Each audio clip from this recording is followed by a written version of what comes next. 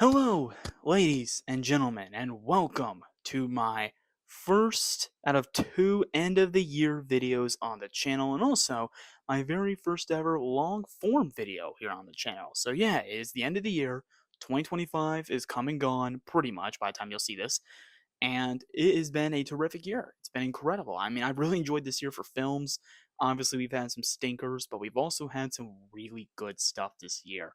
So today, I'm here to talk about my top 10 favorite movies of 2025 and pretty much just recap this year in film and see all the good stuff that we got this year. So without further ado, let's get ourselves started with the list. Kicking things off at my number 10 is James Gunn's Superman, which was actually my most anticipated movie of the year, so very funny that it ended up being only number 10. Superman, to me, is James Gunn's weakest film to date, but even then, it's still just such a great adaptation of the character, and honestly, I think this is the Superman film that he finally needed.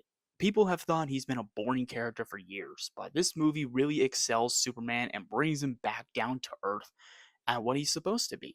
He's a hero, he's a helpful human just like everyone else is, and I think that makes him so special, you know? He's even though he's not really biologically human, he's still just someone who he feels things and he experiences emotions just like a human would. And I think that's what makes Superman so special as a character because he just is so relatable, I think, to a lot of people. And James Gunn got that aspect back with Superman. This film is just so unbelievably inspiring and fun. I had a great time watching this. David Cornsweet is amazing as Superman. I think he's going to go down as a great casting when it comes to the superhero genre. I love Nicholas Holt's Lex Luthor. He absolutely stole the show. He was a great villain. I can't wait to see both of them back in Man of Tomorrow. Action sequences were great. I think the movie is fun, heartfelt, and charming at times. There even was one emotional sequence that's really, really good as well. And overall, it's such a great and exciting start to the DC universe. I can't wait to see more. We got Supergirl and Clayface coming out next year, Lanterns 2, all three which look amazing, and I can't wait to see where this universe goes from there. This was awesome. At number 9, I am The Long Walk, which is one of the biggest surprises of the year for me. This is from the director of the Hunger Games movies, so I wasn't really expecting anything, but a lot of the reviews were great. So I went to see this because a lot of people said this movie was great. And it is. It truly is great. This was awesome. I thought it was such a great film. For starters, it's really dark. It's a really dark, really depressing film, really depressing premise, but I just love the way they executed this, and I think it's definitely one of the more emotional films of the year. It's got some really, really climactic points of the film, which definitely hit home with a lot of people. I think the performances from Cooper Hoffman and David Johnson are great. Their chemistry is awesome. It makes the film as good as it is, and I just loved it. The film is really thrilling despite literally just being a bunch of people walking. It's literally that for about 2 hours, and yet it's still so exhilarating and thrilling, and I just love that aspect of it too. Overall, it's a great adaptation of Stephen King's book, probably one of the better ones we've had, and we'll see where these people go from here. I'm particularly excited to see where Hoffman and Johnson go from here because those two are really freaking good. At number 8 is a little more obscure of a film, but I have Jay Kelly. This film is a new film from Noah Baumbach, the director of Marriage Story back in 2019, which I thought was amazing. That film was so good. But I didn't expect Jay Kelly to really hit me on the same forms as it did, and to a certain extent it didn't. But man, this was a really humbling film, and I actually really enjoyed this a lot. It's been getting a little bit of hate recently, and I'm just genuinely surprised at the hate it's getting. Jay Kelly is thoughtful, earnest, and also a great look on George Clooney's career as a whole. It doesn't feel like the movie is going over the fictional character of Jay Kelly. It's also talking about George Clooney as a whole, and I just love that. I love the way this movie feels like a retrospect on an actor's life and also the ups and downs of, how life as an actor can be. It also shows why I don't want to be an actor, of course. I want to be a director for a living, and I'd much rather be that than an actor. This movie definitely shows a good reason why I'd rather be that. But the worst is, yeah, George Clooney is excellent. He's great in this main role. I thought he's awesome in this film. I think the script's very good. and it's got some really, really emotional scenes in it. The ending is particularly great. I love the ending. It didn't feel like just as respect to Jay Kelly, it felt more respect to George Clooney as a whole, and I think that film just really, really hit on that aspect.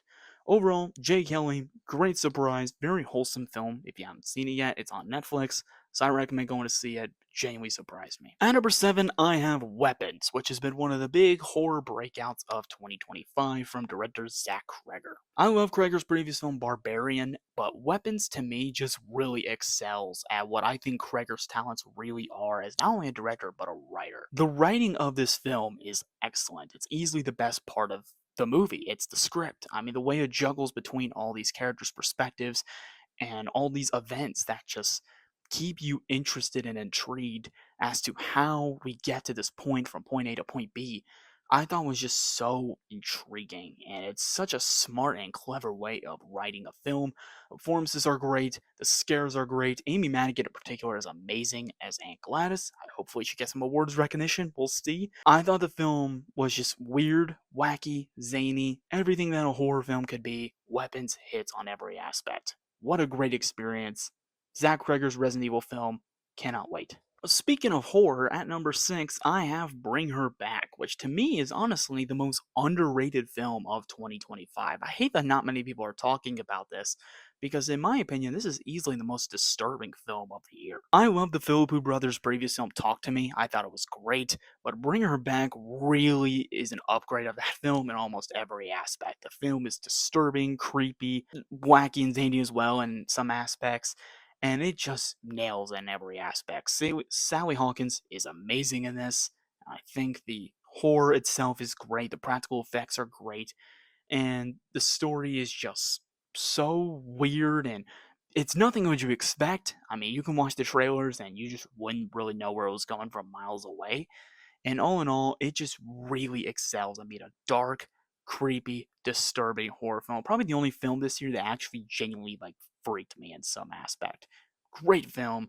Do not miss it this year in terms of horror.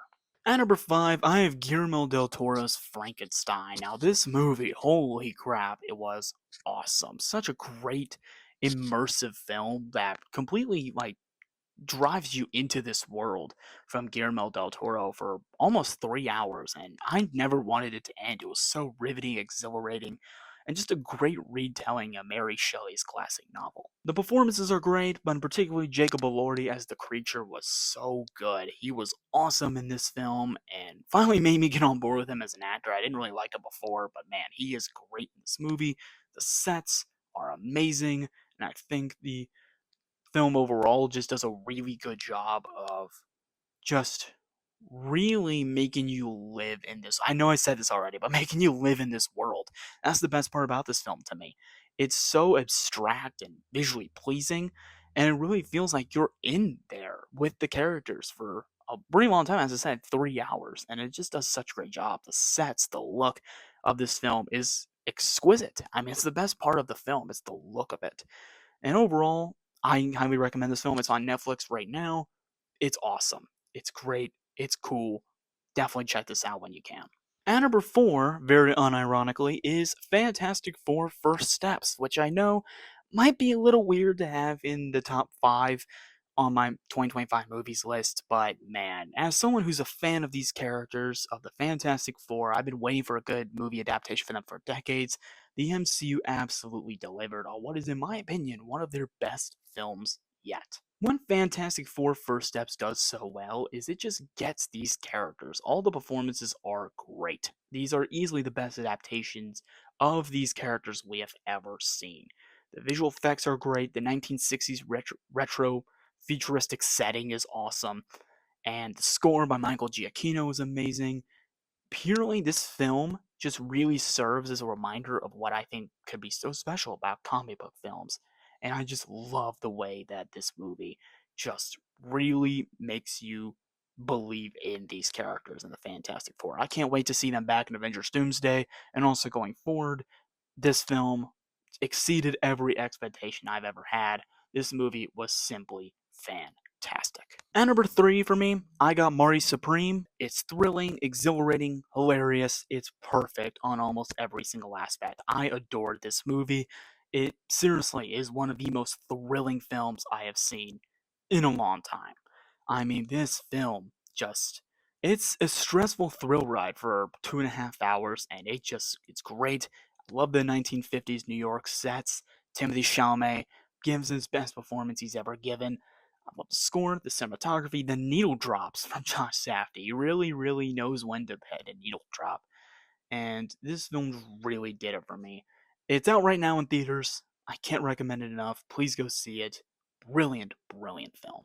At my runner-up spot, I have One Battle After Another, a film that has not left my mind at all since I saw it in theaters back in September. This is for me Paul Thomas Anderson's magnum opus. Seriously is a thrilling and visually beautiful looking film that I think excels on almost every aspect a action film like this really should excel at. It's funny, thrilling, suspenseful, and I think it just overall is one of the most exotic films. I know it's a weird word to say, but exotic, I think is the word I describe One Battle After Another. Leonardo DiCaprio is awesome. Sean Penn is awesome. Benicio del Toro, awesome. Tiana Taylor, awesome. Chase Infinity, an amazing debut for her. I mean, performance-wise, this might have the best cast of the year. It's just nails it all across the board. And I think, as I've said, it's funny and it's thrilling. It's got some great action sequences. The car chase sequence, particularly, is amazing. Holy hell, it looks so good. And I think it's a film that you need to see on the biggest screen you possibly can because I think it really captures the scope of what makes a film like this so good. I love this film, hasn't left my mind at all. It is genuinely thrilling and brilliant. But at my number one, and I don't think this should be any surprise to really anyone who's so big on film, it's Sinners. I don't have anything new to say about Sinners that people haven't already said about it. This film is absolutely phenomenal. Seriously, it is a masterclass in filmmaking. Performances, sets, the action sequences, the practical effects, the cinematography, the freaking score from Ludwig Göransson, man. If he doesn't get that Oscar, I'm gonna riot. There's gonna be a big problem if he doesn't get an Oscar for this. It's a film that actually really inspires me to get into filmmaking. Just the way it immerses you into the world and how it immerses you into the lore of the vampires and everything that's all around.